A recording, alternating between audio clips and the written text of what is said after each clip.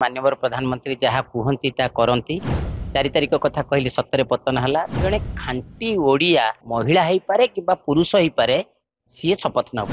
मु भावुची बोधे से जड़े खांटी ओडिया बछा होती जड़े भल लोक को दवाई प्रयास चली गिरीश चंद्र मुर्मू हेबे मुख्यमंत्री मनमोहन सामल एवं सुरेश पुजारी हो पारती उपमुख्यमंत्री। जितेबड़े प्रधानमंत्री नरेंद्र मोदी आसी खासकर निर्वाचन प्रचार से से 3टा कथा कहते गोटे हूँ कहते कि बीजेडी पतन हम एक्सपायरी डेट हूँ जून 4 जोटा कि है ता सहित शपथ ग्रहण 10 रे हम कि एक्सटेंशन कि 12 किंतु सेटा हम कहुँ किंतु सबुठ बड़ प्रश्न हूँ शपथ ग्रहण जदिबा आ दिने 2 दिन रही किंतु कौन पाई बीजेपी तरफ जी कहते मुख्यमंत्री हम तांको नाटा कौन पाई डिक्लेयर करूना कौन कहे ता उपरे एक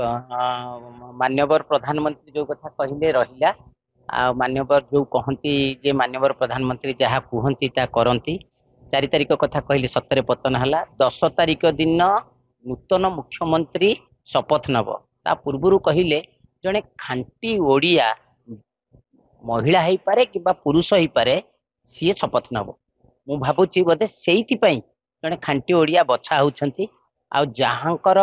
कैपेबिलिटी थिबो कारण 25 वर्ष पर जो सरकार पतन घटी लोक मैंने बहुत प्रकार स्वाद चाखी देइछंती तेणु से स्वाद रु बाहरिया पई आउ जो गोटे भल खाद्य प्रस्तुत करने जड़े भल लोक को दवाई प्रयास चली जे कि आगामी दिन में ओडिशा को लीड करके चलिए एवं खांटी ओडिया सी महिला हो पारती पुरुष भी हो पारती किंतु अनुमान रे बहुत कथा अच्छी तेणु से जो बोधे लेट होची मु कहूँ लेट हो किंतु जड़े ठीक लोक मिलू कारण सतरे ये जो 25 वर्षर खाद्य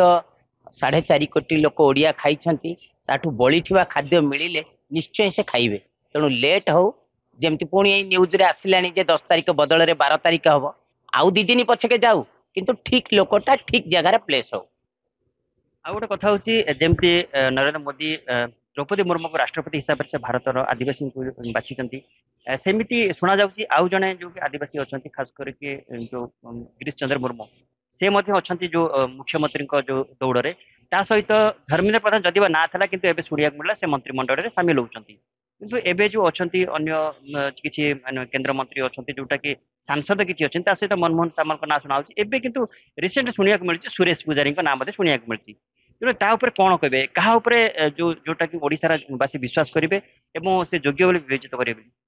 नाई जितेबले माननीय प्रधानमंत्री व केंद्रीय कमिटी जनक ना सुपारिश करिवो आमर जीति विधायक माने विधायक दलर नेता बाछिबे सारा ओडिशा नूतन मुख्यमंत्री भाव में ग्रहण करिवो एटा सत किंतु जो कहुची आमर गिरीश चंद्र मुर्मू सार कथा तांकु जदि मुख्यमंत्री हिसाब रे पुणी थे ओडिशा देखिबो किछि असुविधा कथा नाही किंतु तांकर राजनैतिक दक्षतार हुए तो एतेटा से पारदर्शिता न थाई पारे प्रशासनिक क्षेत्र से बहुत आगू पलैंट किंतु जेहेतु लेफ्टिनेंट गवर्नर थिले से जहाँ एक्सपीरियंस होती किंतु तांकु साहाଯ୍य करिया पई एमिति भी हेई पारे 2 जण उपमुख्यमंत्री देई पारंती जो हुए तो मनमोहन सामल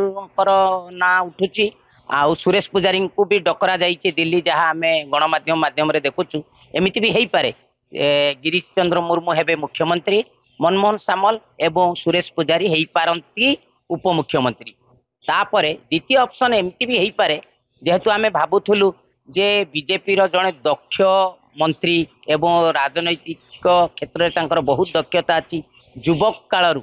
एबीवीपी हो आरएसएस हो बीजेपी हो मंत्री हिसाब रे हो मान्यवर सांसद धर्मेंद्र प्रधान का नाम भी शुणा जाउथिला सी भी आमर ओडिया पुओ हेई पारि थांते किंतु जेहेतु आमे गणमाध्यम रे पुणी देखिलु जे तांकु पीएमयू रु फोन आसीची एवं से केंद्र मंत्रिमंडल सामिल होउछंती तेणु हुए तो तांकर पाली न पड़ी पारे किंतु आउ जण कथा भी हेई पारे से होउछंती से मान्यवर सांसद बैजयंत पंडा मोर भी बैजयंत पंडा सहित संपर्क किछिटा अच्छी मु तांको जाने आ ये भी हेई पारे मु गोटे कथा भाबुची माने मोर एटा भावना रे अच्छी जे बैजयंत पंडा को भी देई पारंती आउ जुएल ओराम जो आमर अच्छा मनमोहन सामल आउ सुरेश पुजारी को भी उपमुख्यमंत्री भाव में दे पारंती ବୈଜୟନ୍ତ ପଣ୍ଡାଙ୍କୁ ଦଉଥିବେ ଏଇଥିପାଇଁ ସିଏ ହୁଏତ ଯୋଉ ତାଙ୍କର ଅଲଗା ରାଜ୍ୟକୁ ଚଲେଇବାକୁ ହେଲେ ତାଙ୍କର ସେ ଯୋଉ ଦକ୍ଷତାଟା ଆଗରୁ ଅଛି ସାଂସଦ ହିସାବରେ ଅଛି ତେଣୁ ଆଉ ଲିଡ୍ କରିବାକୁ ହେଲେ ତାଙ୍କର ଦକ୍ଷତା ବହୁତ ଅଛି ସେ ଜଣେ ବି ପାଠ ପଢୁଥିବା ବ୍ୟକ୍ତିତ୍ୱ ତାପରେ ମ୍ୟାନେଜମେଣ୍ଟରେ ତାଙ୍କର ଦକ୍ଷତା ଅଛି ତେଣୁ ସିଏ ବି ହେଇପାରନ୍ତି। ଆଉ ଗୋଟେ କଥା ହଉଛି ଯଦି ବା ମୁଖ୍ୟମନ୍ତ୍ରୀ ଫାଇନାଲ ହେଇଗଲା କିନ୍ତୁ ବାଚସ୍ପତି ହବା ପାଇଁ କିଏ ଯୋଗ୍ୟ ଆପଣଙ୍କୁ ଲାଗୁଛି ତାଙ୍କ ଭିତରୁ ଏଇ ବାଚସ୍ପତି ହେଲେ ଓଡିଶା ପାଇଁ ଖାସ କରି ବିଧାନସଭା ପାଇଁ ଠିକ ରହିବ?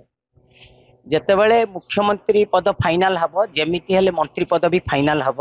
ମନ୍ତ୍ରିମଣ୍ଡଳରେ କିଏ ସ୍ଥାନ ପାଇବେ କ୍ୟାବିନେଟରେ ଷ୍ଟେଟରେ ଇଣ୍ଡିପେଣ୍ଡେଣ୍ଟ ଚାର୍ଜରେ ତେଣୁ ବହୁତ ବରିଷ୍ଠ ବ୍ୟକ୍ତିତ୍ୱ ବିଧାୟକ ଅଛନ୍ତି ଯୋଉମାନେ ମନ୍ତ୍ରିମଣ୍ଡଳ ପାଇଁ ପୁରାପୁରି ଭାବେ ଫିଟ୍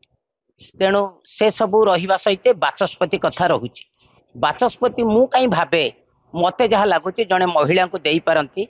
ହୁଏତ ସୁରମା ପାଢ଼ୀଙ୍କୁ ମ୍ୟାଡାମକୁ ଦେଇପାରନ୍ତି ସେ ପୂର୍ବତନ ମନ୍ତ୍ରୀ ଥିଲେ ତାଙ୍କର ବି ରାଜନୀତି କ୍ଷେତ୍ରରେ ବହୁତ ଅଛି ଆଉ ଯେହେତୁ ମୋଦି ସରକାର ମହିଳାଙ୍କୁ ବି ପ୍ରାବଧାନ ଦଉଛି ତେଣୁ ମୁଁ କାହିଁ ଭାବେ ଯେ ସୁରମା ପାଢ଼ୀଙ୍କୁ ମନ୍ତ୍ରିମଣ୍ଡଳରେ ଯଦି ସାମିଲ ନ କରିବେ ତାହେଲେ ବାଚସ୍ପତି ଦେଲେ ବି ସେ ବହୁତ ବଢିଆ କରିପାରନ୍ତେ ହେଇପାରେ ନ ବି ହେଇପାରେ କିନ୍ତୁ ଆଉ ପୁରୁଷରେ ଆମର ବିରୋଧୀ ଦଳ ନେତା ଥିଲେ ଜୟନାରାୟଣ ମିଶ୍ର ତାଙ୍କୁ ବି ଦେଲେ ବି ଭଲ ହୁଅନ୍ତା ବିରୋଧୀ ଦଳ ନେତା ଯେହେତୁ ଥିଲେ ସେ ବି ହେଇପାରିବେ।